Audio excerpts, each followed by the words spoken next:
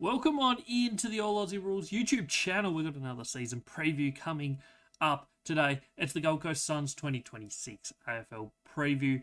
We're going through every club in the AFL, doing a season preview for every single team, looking at their recent history, looking at their depth chart, their best 23, and a look at their fixture coming up this season.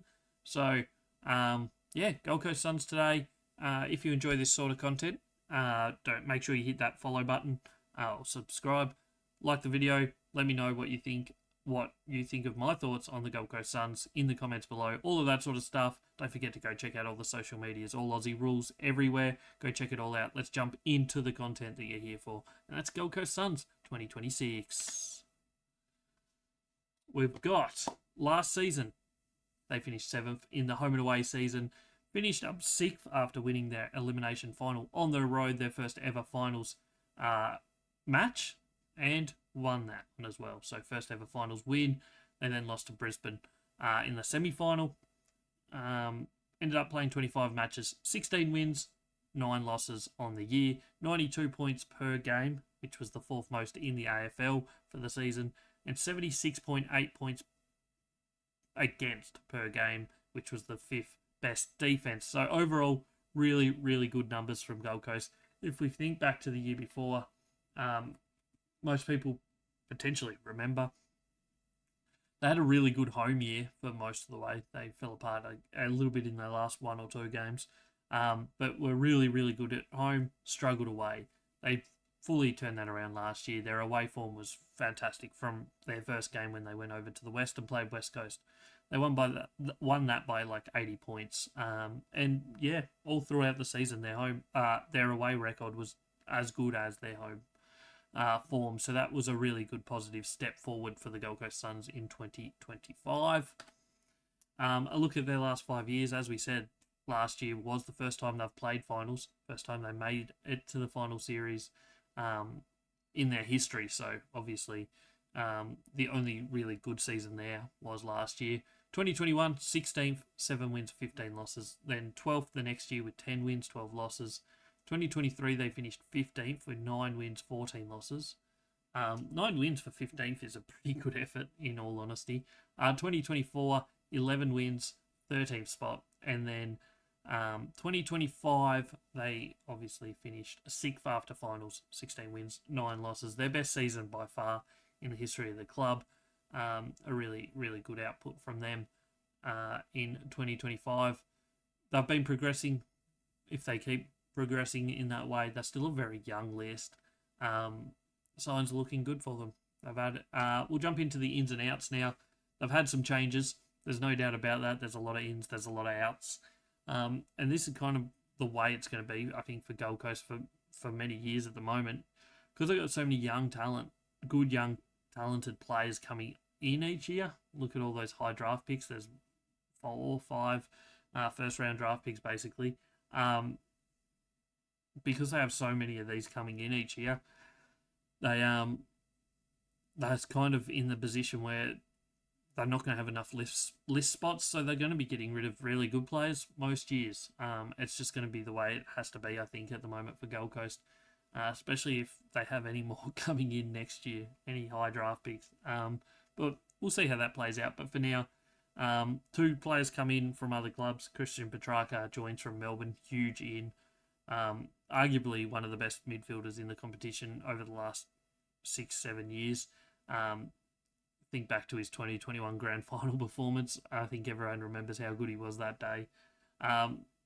This is already a stacked midfield, so it just adds another level to that. Add a key forward as well in Jamari Ugle-Hagan.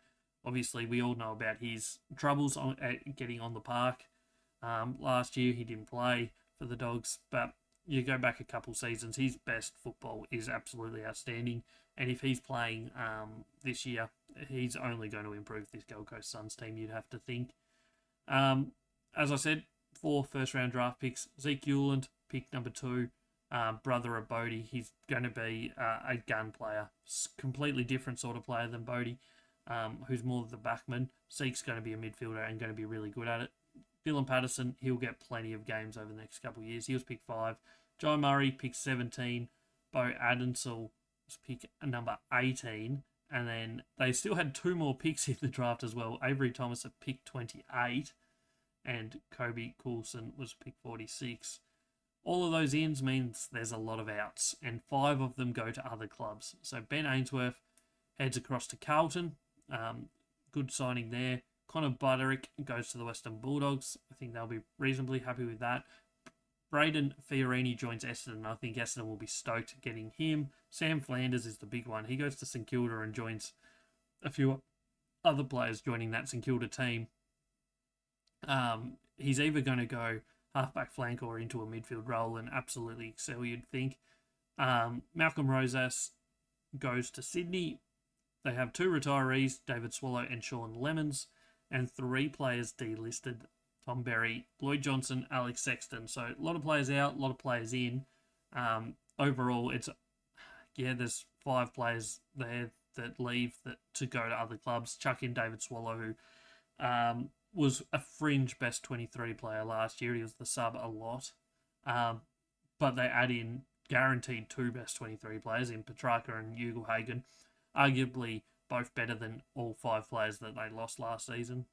And then chuck in the fact that they've got 4 first-round draft picks there, all who could be seeing AFL action within this year or certainly by the next season. So they're in a really, really good spot at the moment, Gold Coast, with this list, and it's just going to keep getting better. But that means there's going to be a lot of players that may be struggling to get game time in the positions that they're best at. So there may be some discontent on players wanting to leave for greener pastures. We'll see.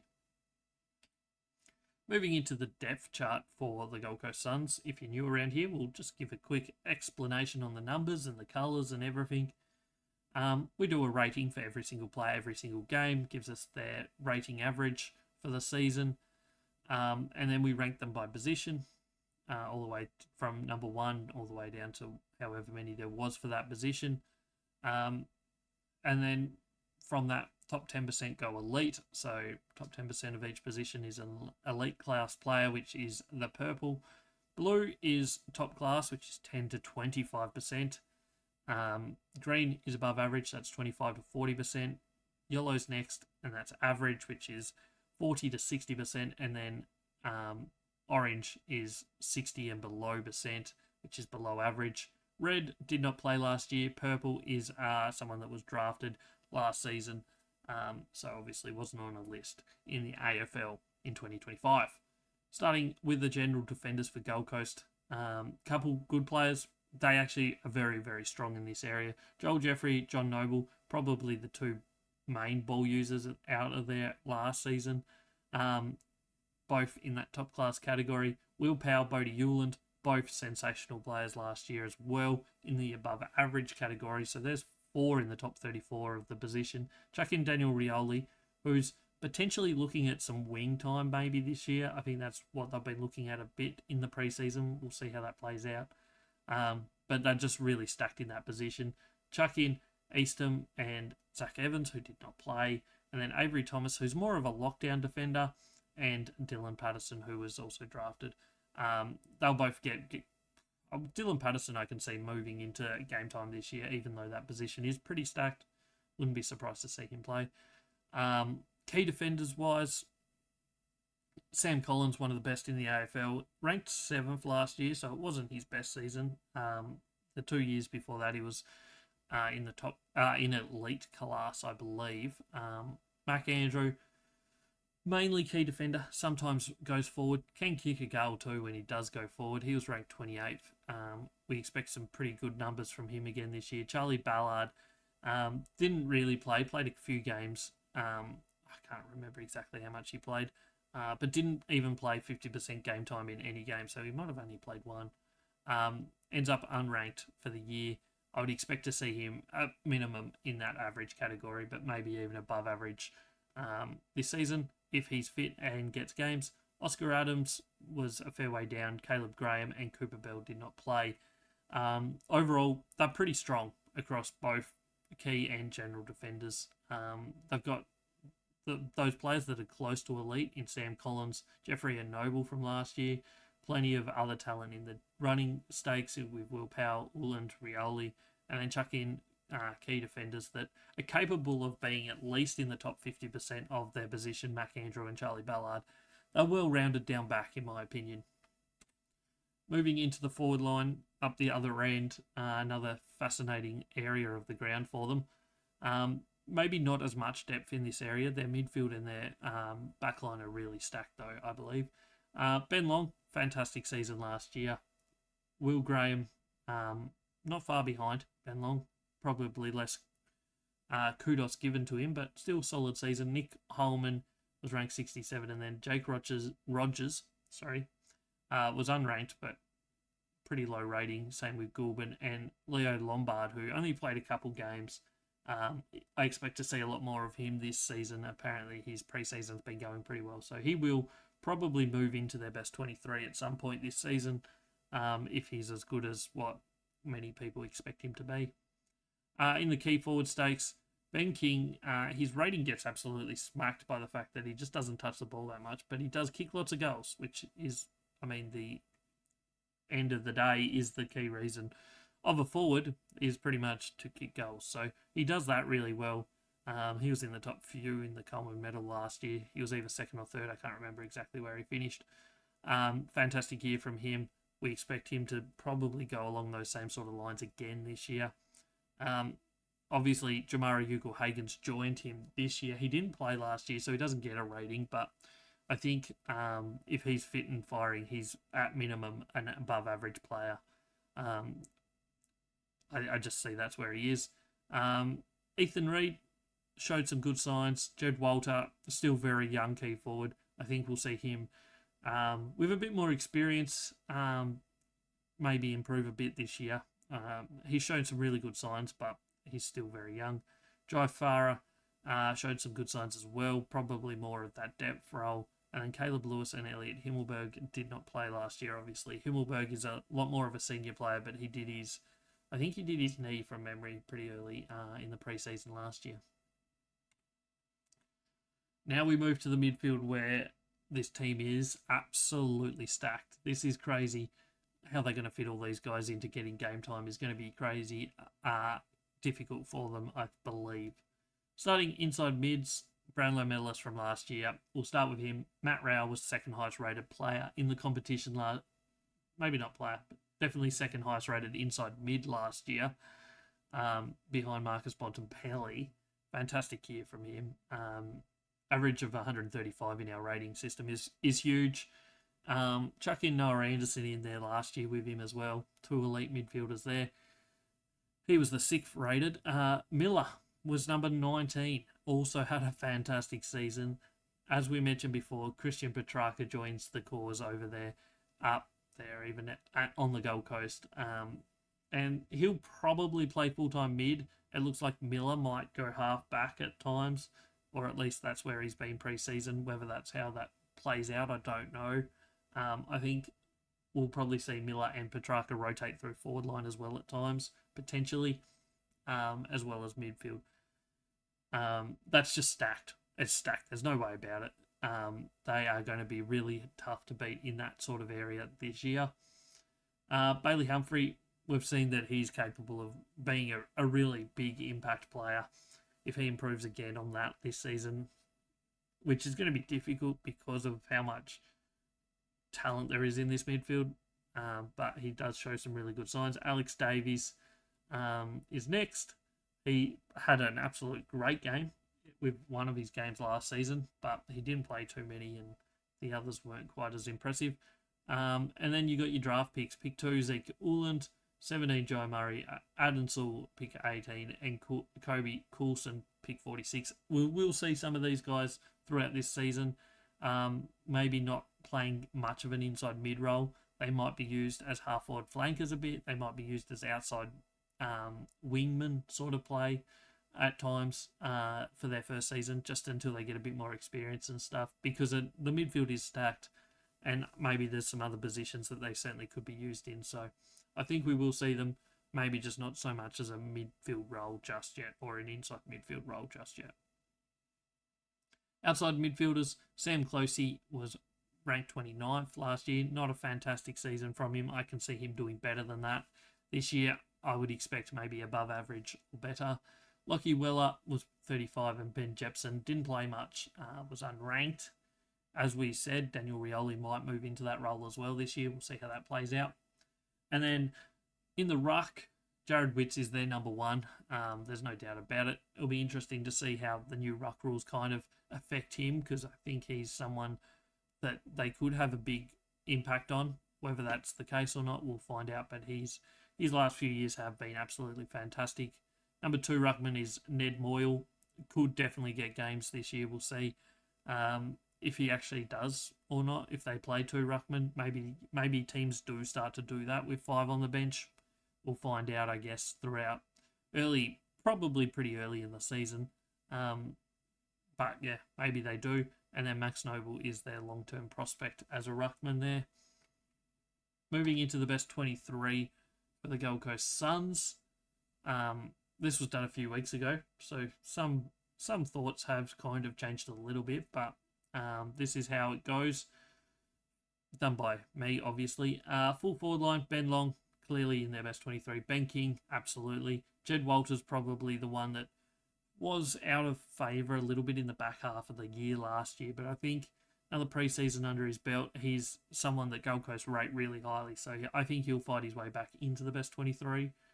Half forward line, Will Graham and Jamara Ugle-Hagan, if he's fit, he'll definitely be in their best 23. I've put Petrarca there.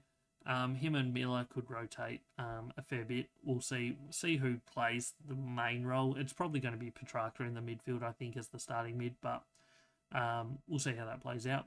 On the wings, I've got Closey and Lockie Weller. Obviously, maybe Rioli takes that Lockie Weller spot. We'll see.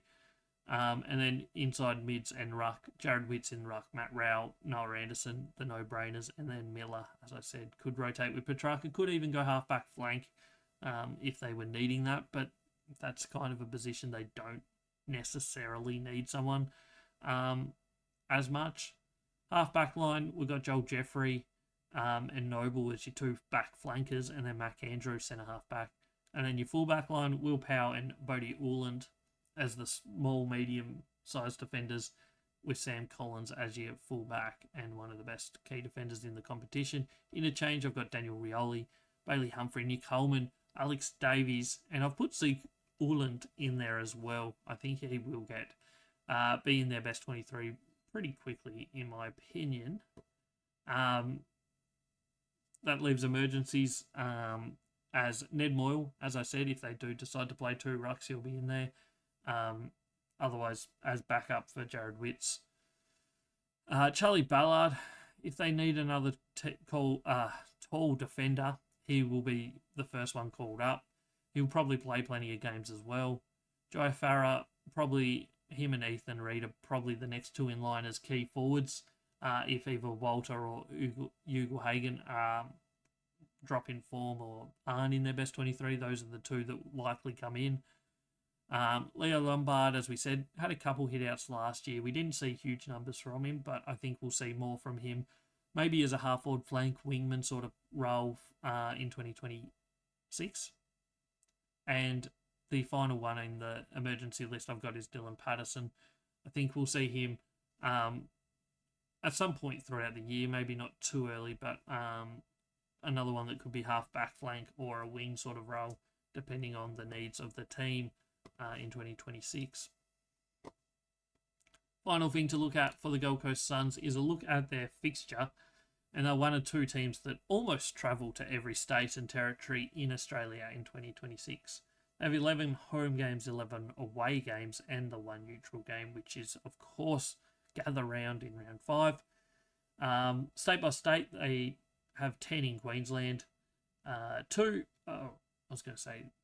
6 in Victoria, 2 in South Australia, 2 home games in the Northern Territory, and then 1 game in WA, Tasmania, and ACT. So the only state they do not visit in 2026 is New South Wales, funnily enough.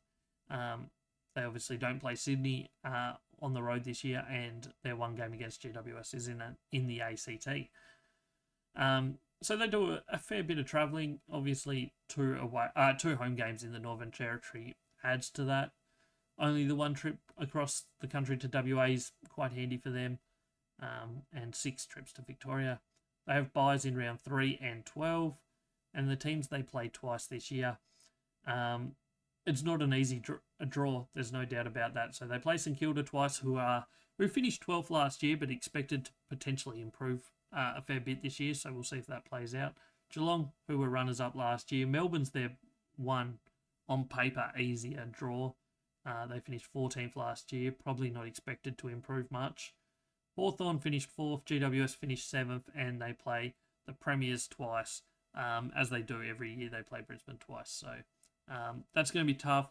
According to our numbers that we do here, we did a episode on it back on the podcast a few months back when the fixture was first released, that kind of goes into the details of how we worked out who was the toughest draw, but Gold Coast were the ones that came out on top, quite considerably, not massively, but a little bit, to be honest. They do not have an easy draw by any stretch of the imagination. They came out as hard as Carlton with 2nd, Essendon 3rd, and Western Bulldogs 4th. So, yeah, it's not going to be an easy draw for them. Maybe last year was a lot easier on paper, I think. This year could be a really tough season for them. I think that's certainly capable of not affecting them too much. They've got an amazing list. There's no doubt about it. Their best 23 is sensational. Across the board, they look really, really good. So we'll see how Gold Coast do in 2026. That's my thoughts. I think they'll definitely be a top 10 team this year. My thoughts are they push towards that top 4. I wouldn't be surprised at all to see them finish in the top 4 at the end of the home and away season. And then if they can have good momentum, good form, and good fitness on their side heading into finals, who knows what they could achieve. But Gold Coast Suns, I think, will be a team that do really, really well in 2026. I don't know if I did really mention it much, but they are very young still as well. Their list is crazy young, so it's only going to get better over the next 3 or 4 years as well, you'd think. So watch out for the Gold Coast Suns. They're in for a good few years, I think, in my opinion. That's everything I've got for you today about the Gold Coast Suns. We're doing these videos on every team. We're going through alphabetically, so this is like the 7th team, I believe, now, going up. So go check out the other 6. There's still plenty more to come. GWS will be tomorrow. Make sure you like the video. If you enjoyed it, hit that subscribe button. Let your friends know all about us here at All Aussie Rules. Go check out the podcast. It comes out every week. As of next week, it's going to be coming out twice every week for the rest of the year. So make sure you check them out. Plenty of good content there. I'm John. This was another video on the All Aussie Rules YouTube channel. I appreciate you for being here, and I'll catch you on the next one.